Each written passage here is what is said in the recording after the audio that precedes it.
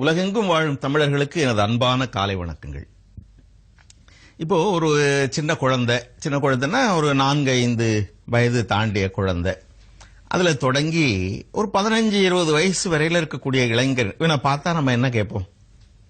பொதுவா சாதாரணமா சாப்பிட்டியா அப்படின்னு கேட்கறது என்ன படிக்கிறப்பா இல்ல என்ன படிக்கிறம்மா அப்படிதானே கேட்போம்.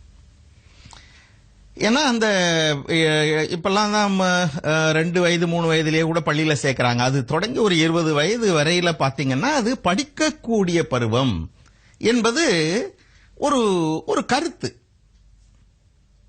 அப்ப படிச்சுக்கிட்டு தான் இருப்பாங்க. ஒரு 21 22 வயசுல இருந்து ஒரு 25 வயசு வரைக்கும் பார்த்தா என்னப்பா படிப்பை முடிச்சிட்டீங்களா? கல்லூரி படிப்பை வேலைக்கு போறீங்களா இல்ல இன்னும் படிச்சிட்டு இருக்கீங்களா? இப்படி ஒரு கேள்வி வரும். ஒரு 25 வயசும் தாண்டி ஒருத்தரை பார்த்து கேட்கறதா இருந்தா அடுத்து என்ன வேலை செய்றீங்க? இது அப்படிதானே கேட்போம். என்ன வேலை செய்றீங்க? ஏதோ வேலை செய்யற இடத்துல ஓரளவுக்கு போதுமான அளவுக்கு வருமானம் வருதா? வேற கம்பெனியில வேலை செய்றீங்களா இல்ல தனியா பிசினஸ் மாதிரி எதுவும் பண்றீங்களா? இதெல்லாம் இயல்பான கேள்விகள். இதெல்லாம் யாரும் சொல்லி கொடுத்து கேட்கறது இல்ல. இப்ப நான் 3 சொல்லியிருக்கேன் பாருங்க. இந்த 2-3 வயசு தொடங்கி ஒரு 20 வயசு வரைக்கும் படிப்பை பத்தி தான் கேட்பேன். என்ன படிக்கிற? அதுக்கு மேல ஒரு 5 ஆண்டு பருவத்துல 20 இருந்து 25 வயசுக்குள்ள இருக்க பிள்ளைங்களை பார்த்தா படிக்கிறியா இல்ல வேலைக்கு போறியா? ஏன்னா அப்ப ரெண்டுமே நடக்கலாம், ஏதாவது ஒண்ணு நடக்கும். அதை தாண்டிட்டா வேலைக்கு தான் போகணும். நீங்க 45 வயசுல ஒருத்தரை பார்த்து என்னங்க படிச்சிட்டு இருக்கீங்களா, எங்க படிக்கிறீங்க அப்படின்னு கேட்டா கிண்டல் பண்ற மாதிரி ஆயிரும். அப்பவும் படிக்கலாம். முதியோர் கல்வி இருக்கு, கரஸ்பாண்டன்ஸ் கோர்ஸ்னு அஞ்சல் வழி கல்வி இருக்கு, அது வேறு செய்தி. ஆனா ஒரு 15 வயசு பையனை பார்த்து எங்கப்பா படிக்கிற அப்படின்ற மாதிரி 45 வயசுக்கார பார்த்து எங்க சார் படிக்கிறீங்கன்னு கேட்கறது இல்ல. ஏன்னா அது சம்பாதிக்கிற பருவம். அப்ப படிக்கிற பருவம் ஒண்ணு இருக்கு, பொருள் சேர்க்கிற பருவம்னு ஒண்ணு இருக்கு. இளமையில் கல்னு நம்ம அவ்வை பாட்டி சொல்றோம். இளமையில் கல் அப்படின்னா படிப்பதை உன்னுடைய இளமை காலத்திலே படித்து முடித்து விட வேண்டும். இளமையில படிக்கலன்னா என்ன ஆகும்? படிக்காததனால் வரக்கூடிய சிக்கலை இளமை பருவத்தில் தெரியாது. ஆனா வயது போய் வேறு எங்காவது வேலைக்கு போய் எனக்கு வேலை வேணும், ஏன்னா வாழ்க்கை நடத்தணும், எல்லாவற்றையும் திறந்திருந்தாலும் பசின்னு ஒன்ன திறக்க முடியாது இல்ல. பெரிய ஞானிகளுக்கு கூட பசி இல்லாமல் போறதில்லை. இப்ப இந்த பசிக்காகவாது உணவுக்கு பணம் வேணுமே, எங்க வேலைக்கு போறதுன்னு நினைக்கிறப்பதான் படிக்காம விட்டதை பத்தி கவலை வரும். ஒரு தனிப்பாட்டு ஒண்ணு உண்டுங்க. நான் தான் கலடா பண்ண படிக்காம, எங்க அப்பனுக்கு மூளை இல்லையான்னு ஒரு புலவர் எழுதுறார். இதே எப்படி நியாயமா இருக்கு பாருங்க.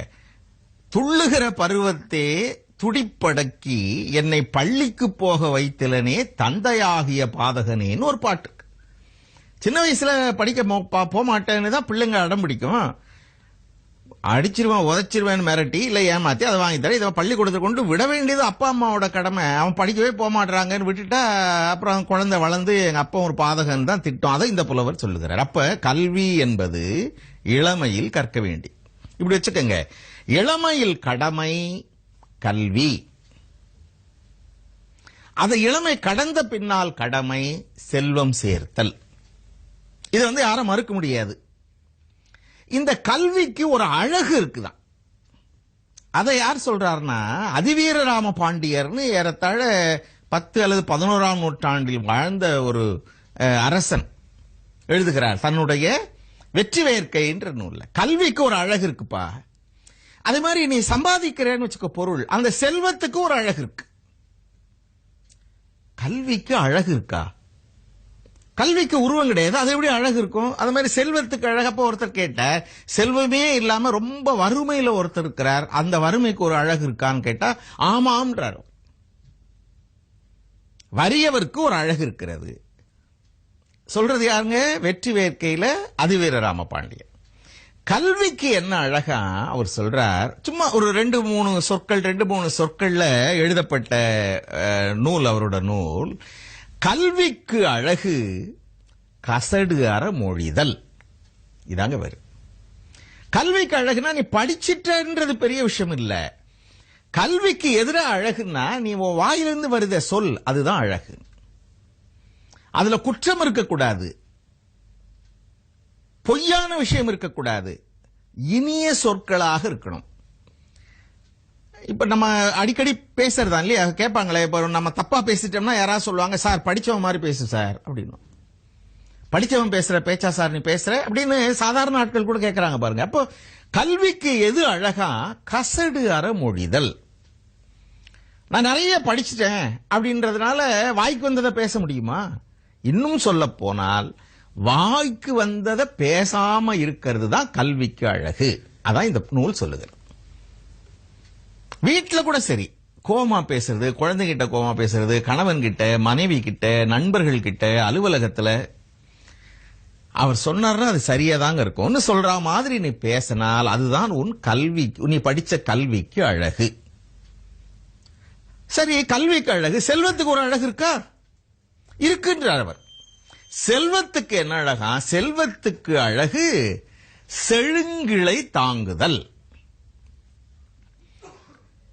கிளை அப்படின்னா உறவினர்கள், நண்பர்கள் வச்சுங்க. செல்வத்துக்கு அழகு செழுங்களை தாங்குதல்னா, உன்கிட்ட இருக்க பணம் எப்ப தெரியுமா அழகாகுது? அந்த பணத்தை நீ தூய்க்கும் போது இல்லை, உனக்கு தெரிந்தவர்கள் சிரமப்படுறப்ப அவங்களுக்கு நீ உதவுகிறாய் பார் அந்த பணத்தால். அதுதான் அந்த செல்வத்துக்கு அழகு. கல்விக்கு அழகு கசடு அற மொழிதல். செல்வத்துக்கு அழகு செழுங்கிளை தாங்குதல். இப்படி வெற்றி வேட்கை நம்ம அதிபர் ராம பாண்டியர் சொன்னவன நான் சொன்னே. ஒருத்தர் கேட்டார், இப்ப செல்வனுக்கு அழகுனா வறுமைக்கு ஒரு அழகு இருக்கானா? இருக்கு. வறியவர்க்கு அழகு ஒண்ணு இருக்கு. வறுமையில் செம்மை. செம்மை அப்படின்ற தமிழ் சொல் இருக்கு, ரொம்ப அழகான சொல். ஆங்கிலத்தில் நோபல்னு சொல்லுவாங்க பாருங்க, அதான் செம்மை. வறுமையில் செம்மைன்னா கையில பணம் இல்லாம இருக்கும், ஆனா குணம் உயர்ந்த குணமா இருக்கும்.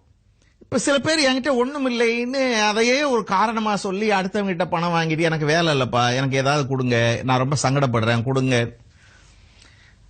ரொம்ப அடிப்படையில தனக்கு தேவையான பணத்தை சம்பாதிக்கிறதுக்கே சிரமம் இருந்தா கூட அதுல அடுத்தவனுக்கு உதவலாம். தன்னுடைய கவலையை பிறர்கிட்ட சொல்லாம ஒரு செம்மையாக வாழ்வதற்கதே, அதுதான் வறுமைக்கான அழகுன்னு மூன்றை, கல்விக்கு அழகு கசடர மொழிதல், செல்வத்துக்கு அழகு செழுங்களை தாங்குதல், வறியவர்க்கு அழகு வறுமையில் செம்மை என்று நம்முடைய பழைய இலக்கியமான வெற்றி வேட்கையில் அதிவீர ராம பாண்டியர் பேசுகிறார்.